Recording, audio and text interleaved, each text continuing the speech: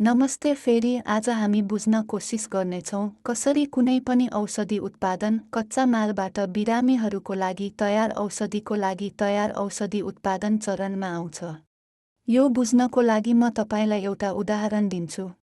त्यसो भए यदि तपाईँ ज्वरोको लागि ट्याब्लेट लिइरहनु भएको छ वा मुखबाट खोकीको लागि खोकीको सिरप सेवन गर्दै हुनुहुन्छ, यस अवस्थामा कफ सिरप समाप्त औषधि उत्पादन हो।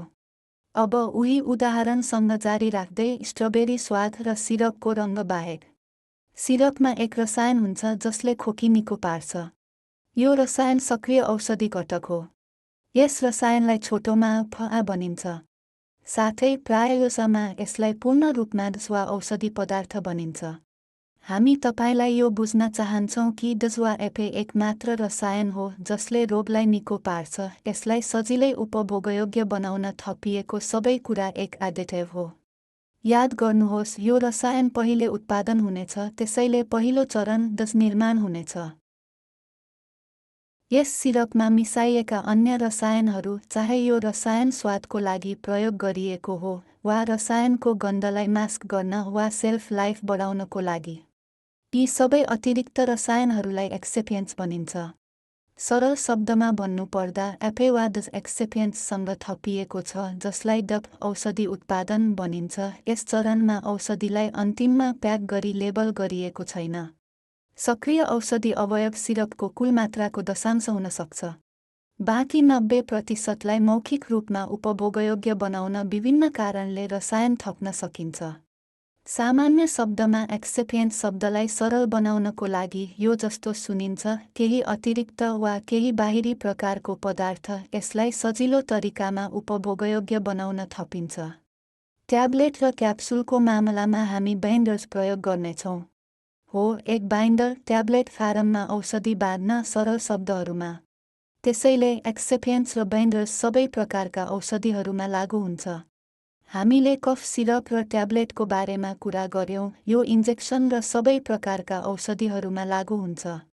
यो इन्जेक्सनहरूमा कसरी लागू हुन्छ भनेर छलफल गरौँ, जुन सिधै तपाईको रगतमा जान्छ, विशेष गरी महत्त्वपूर्ण शल्यक्रियाको समयमा। अब ट्याब्लेट र सिरपको तुलनामा इन्जेक्सनमा आधारभूत भिन्नता यो छ: इन्जेक्सनहरूमा एक्सिपिएन्टहरू पनि प्रयोग गरिन्छ, तिनीहरू फरक प्रकारका रसायनहरू मात्र हुन्।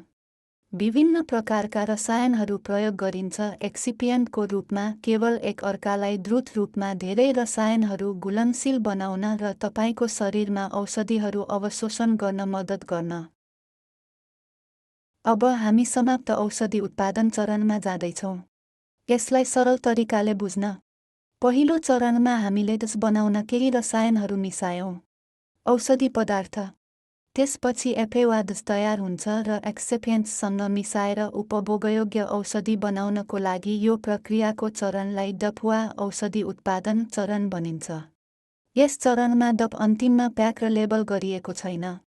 अब हामीले अन्तमा बोतलहरू लेबल गर्न आवश्यक छ र अन्तिम प्याकेजिङ समाप्त गर्न आवश्यक छ। को लेबलिङ र अन्तिम प्याकेजिङको लागि समाप्त औषधि उत्पादन चरण भनिन्छ। सरल शब्दहरूमा, औषधि उत्पादन चरण समाप्त भएपछि यो औषधि बजारको लागि तयार छ र हामी यो बिरामीहरूलाई आपूर्ति गर्न सक्छौँ। उदाहरणको लागि, एक टाइलेनोल स्ट्रिप जुन एक फार्मेसीको सेल्फमा बेचिएको छ, एक समाप्त औषधि उत्पादन हो जुन तपाईले ज्वरो वा कुनै अन्य रोगको मामलामा उपभोग गर्नुहुन्छ। संक्षेपमा, त्यहाँ कम्पनीहरू छन् जुन केवल उत्पादन गर्दैछन्। यसलाई ड्रग पदार्थ भनौँ वा अगाडि बढ्छौँ। र त्यहाँ कम्पनीहरू छन् जुन औषधि उत्पादन निर्माणमा मात्र काम गर्छन्। र त्यहाँ कम्पनीहरू छन् जसले औषधि उत्पादनहरू मात्र उत्पादन गरिरहेका छन्। अर्को शब्दमा, यी कम्पनीहरूले औषधिलाई सिसी वा बोतलहरूमा भर्छन् र यी कम्पनीहरूले औषधि बजारमा आउनु अघि मात्र लेबलहरू लगाउँछन् र सामग्री प्याक गर्छन्। हामी ती सबै कसरी उत्पादन गरिन्छ भनेर सिक्नेछौँ, एक सरल र बुझ्न सजिलो तरिकामा। अहिलेसम्म हामीले थाहा पायौँ कि पहिले ड्रग सबस्टेन्स बनाइनेछ, त्यसपछि ड्रग उत्पादन चरणमा। चरणमा एक उपभोग्य औषधि उत्पादन गर्न एक्सेपिएन्ट्स र बाइन्डर्सलाई एकसाथ मिसाइनेछ। चरणमा औषधि बोतलहरूमा प्याक गरिएको छ जसमा कुनै लेबल छैन। र फटक चरण लेबलिङ र प्याकेजिङ बोतल वा सिसीहरूमा लागू गरिन्छ। संयुक्त राज्य अमेरिकामा धेरै थोरै कम्पनीहरू सबै 3 चरणहरू गर्छन्। अर्को तालिममा भेटौँला। आज हामीसँग भएकोमा धन्यवाद।